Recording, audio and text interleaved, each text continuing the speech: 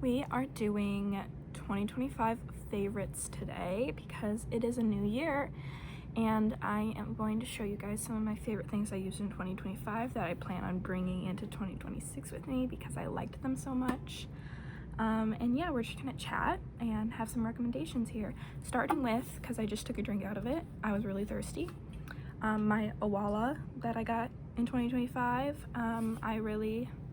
I like these contrasting colors. I really like this like burnt yellow orange color, and it's just a great water bottle. I mean, there are like so many different types of water bottles that you can get, but I just particularly really like this one because you can have a chug or a straw.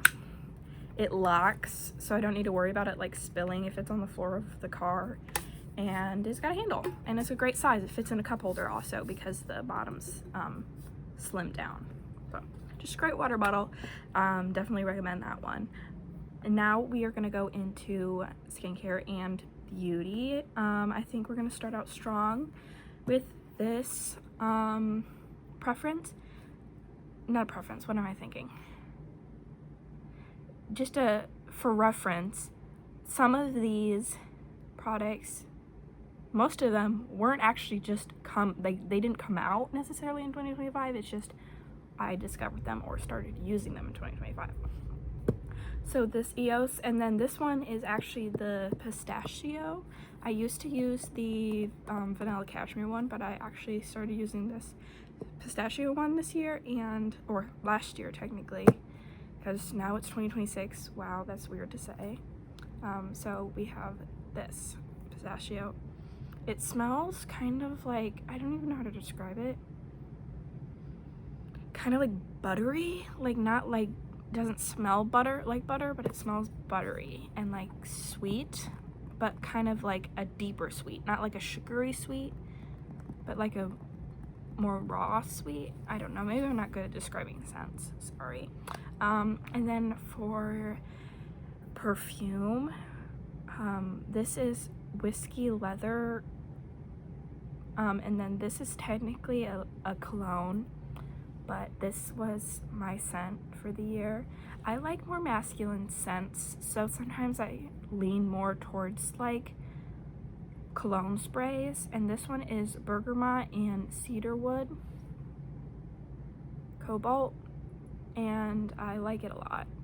It smells like, it does smell pretty masculine, but this is gonna sound weird, but it kind of smells like how Abercrombie and Fitch used to smell, like back in the day when all the scents would like mix together, but in like a more tame way, not in a way that will like give you a headache, but in more of a tame way, like a bunch of scents mixed together in like an overbearing masculine way. But also I feel like depending on like other scents you pair it with, like if you're pairing it with different lotions, different hair mist or body sprays, it can lean more feminine.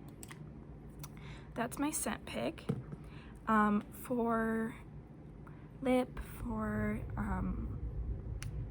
chapstick and hydration, I love, my favorite chapstick brand is Space Camp Wellness. And this year, like in 2025, I got the Kool-Aid pack, which was limited. They don't make it anymore, but it was like a partnership with Kool-Aid. My favorite one was actually the grape Kool-Aid, but I used that one down all the way to the bottom. This is the only one from that collection I still have left, and this is the blue raspberry lemonade one.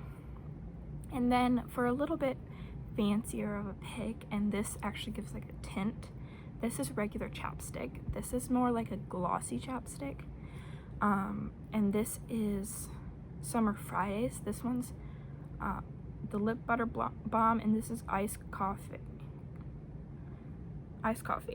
Yeah, I like it. It gives it a little bit of a brown tint. I like having like a light brown lip. It smells like caramel and coffee, like a coffee shop, which is an amazing scent to have on your lips. And I feel like the hydration's pretty good.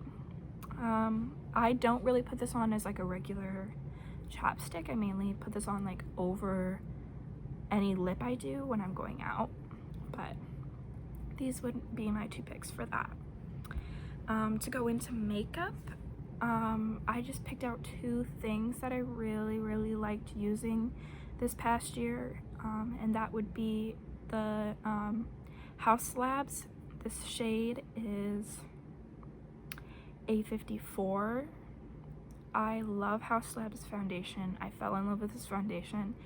I have very sensitive skin, and I didn't really have like a in-between like down period with this where it was irritating my skin. Like other things make me break out, mainly hormones, but this never made me break out even when I was getting used to it. And I feel like it wears great, easily buildable, but you can also, if you just do like 1 pump, it can sheer out pretty natural, and I really like that.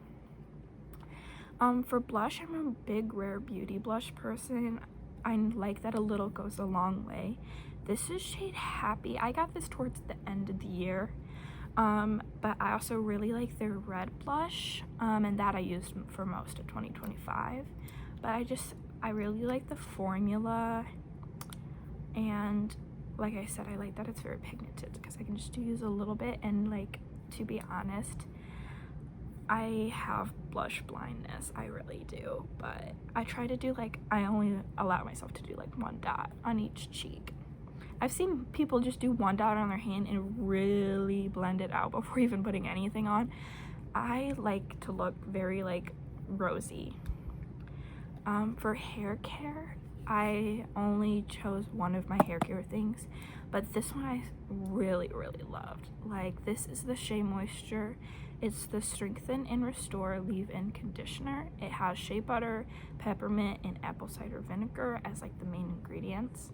I put this on damp hair, and then I start my wavy hair routine. So I like that it's not too heavy. It doesn't like weigh my hair down, doesn't make my hair feel crunchy, and I can definitely feel like the deep conditioning of it. Like, it makes my hair go from feeling kind of dry, because I do a lot of dyeing and a lot of changing of my hair. So this takes it from feeling dry to feeling more like restored. Alright, now we are transferring into books and media. I really loved this journal this year. I think it's just beautifully made. I love the leaves and flowers on the pages, and then it is from Flame Tree Journals, if you like it. Books. I hope I'm doing good. I feel like I'm not a naturally very aesthetic person, and I'm trying to be like, not talk super fast. I'm not very good at it, as you can tell. This year I did a live reading on Ireland. I really want to go to Ireland. It's on the top of my travel list, and I don't want to have it just be like a wasteful trip if I do go. I want to know like all I can and make sure I see all I want to see when I go and make every moment of the trip. So I've been researching it a lot, and this is just a specific travel guide that I was looking at. It recommends a lot of good restaurants and stuff that I think would be really cool to try out if I do end up going to Ireland, which hopefully I do. This is just a regular book. This is called The Right to Sex: Feminism in the 21st Century. I have actually had this book for way longer than that past year, but I've been reading through it really slowly while reading like fiction books and stuff, which is like the main genre I read. I feel like is usually like dystopian or fiction, but I've been reading through this. I just really liked it, so I thought I should put that on the list of things to recommend. For music, this was my favorite album. My favorite album's gonna have to go to Role Model, Kansas Anymore. I think every song on this is unskippable. I love his sound. I was also really into Somber's album. I think that was really good. And Addison Rae's album I think was really good. I liked all of those this year, listened to a lot of them. I'm just gonna talk about TV shows because I've watched so many movies this year and I've got a lot to say about them, so maybe that would have to be a separate video just talking about like the movies I've seen. But for shows, I'd like to start out coming in hot as the number one. I think I'm gonna have to say it was the number one of 2025, even though it came out towards the end of the year, is gonna have to be Heated Rivalry. As soon as it actually came out in the United States, I watched it. I was at the beginning of the bandwagon, and I love it. I absolutely love it. Because I am a big fan of Heartstopper, and Heartstopper feels like, I don't know, the tamer, more welcoming, childish in a little bit of a way show. And then this one is just like, you're here, you know, buckle up, and, you know, it's not innocent anymore, but it's still pure. It's beautiful. It's just art. Everybody loves it. It's like all over the media now. Every celebrity I've seen interviewing on like a red carpet, everyone mentions Heated Rivalry. It's just, it's art. It's beautiful. It's love and sex and everything in between. It's like highly recommended if you haven't seen it, but like if you haven't seen it, then maybe like, I don't know what's wrong with you. Like, that's weird that you haven't seen that show yet. Okay. Adolescence. Oh my god, that's a hard shift. Completely different of a show. Phenomenal writing, acting, directing. That's a limited series. I think that child actor got some awards for that. His performance is phenomenal. I'm not sure of the actors' names. I'm not really good with names, but Adolescence is kind of difficult to watch, but I think it's a very important story to hear, and it's very relevant in today's society. Definitely highly recommend that. Also, it's on Netflix, I think. A honorable mention I'm gonna say is We Were Liars. I wasn't really sure how I felt about the show at the beginning. I wasn't really into the way it was filmed and all of the like jumping back and forth, but also then I kind of got into it, and I do like that they separated like the years very easily to follow. Like, I was never confused what time it was in the show, but it took a while for me to get used to it. I bawled my eyes out in the finale, and that's all I've got to say about that. That really, really deeply upset me. And also, I liked seeing, I want to say his name's Joseph, in that show, because I wanted to see him act before I saw him play Haymitch in the new Hunger Games movie, and I feel I am definitely not going to be disappointed because his acting skills are really good, and I'm excited to see more of Haymitch's story. And then another honorable mention I'm going to say is Boots. I thought that show was really good, and I'm pretty disappointed it didn't get picked up for a second season because I did really want to know what happened. It leaves you on a bit of a cliffhanger, but that's okay. You know, I've gotten used to shows not getting picked up for second seasons when I really wanted them to.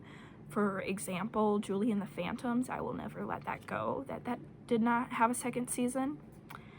That'll forever bother me, but I thought Boots was good. So I absolutely am obsessed with strawberries. I love, love, love strawberries. I like to eat them, I like to smell them, I like to see them. I think the pattern of a strawberry is just, it looks so beautiful.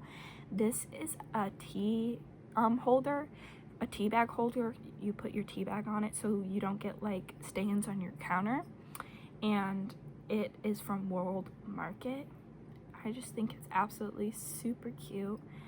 I kind of just keep my tea bags in my water, quite frankly, while I'm drinking it.